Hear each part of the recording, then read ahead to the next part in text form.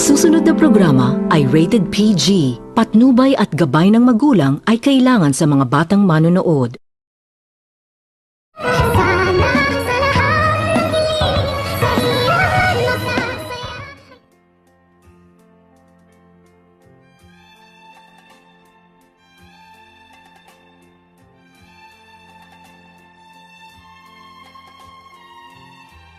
Pagkatapos nitong makita ni Dr. Carlos na mayroon itong hawak-hawak na maliit na bata itong si Dr. Tanyag sa kadahilanan na agad naman din itong ng mga ni Dr. Carlos at nang makita nito ni Dr. Carlos itong si Annalyn na lumapit ito kay Dr. Tanyag ay dito agad naman din itong naisip ni Dr. Carlos na baka anak umano nito ni Annalyn at nag-asawa na umano ito.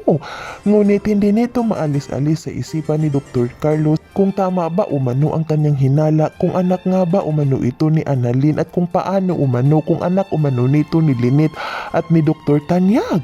Sa kadahilanan na hindi ito umalis itong si Dr. Carlos at minangmanga nito ni Dr. Carlos ang pamamahay kung saan nakatira itong si Lynette at si Dr. Tanyag at dito nang umalis itong si Dr. Tanyag ay inabot nito ni Dr. Tanyag ang maliit na bata kay Lynette sa kadahilanan na labis-labis naman din nitong ikinatuwa ni Dr. Carlos ng kanyang makikita at naisip nito ni Dr. Carlos na sana nagkaroon umano sila ng anak ni Lynette.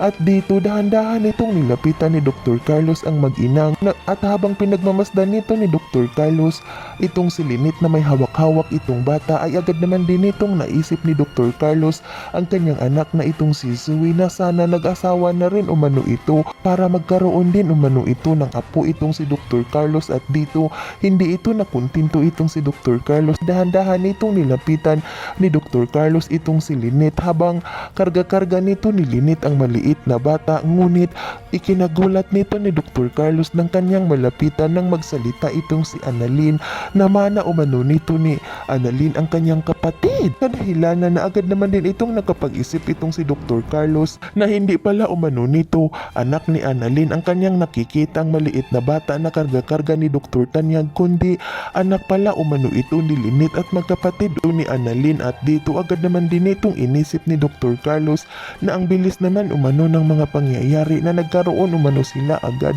ng anak ni Lynette at ni Dr. Tanyag. Yan ay ating aabangan sa susunod pa na pangyayari sa kaganapang ito ng abot kamay na pangarap. Huwag mong kalimutang isubscribe at i-hit ang notification bell ng aking channel.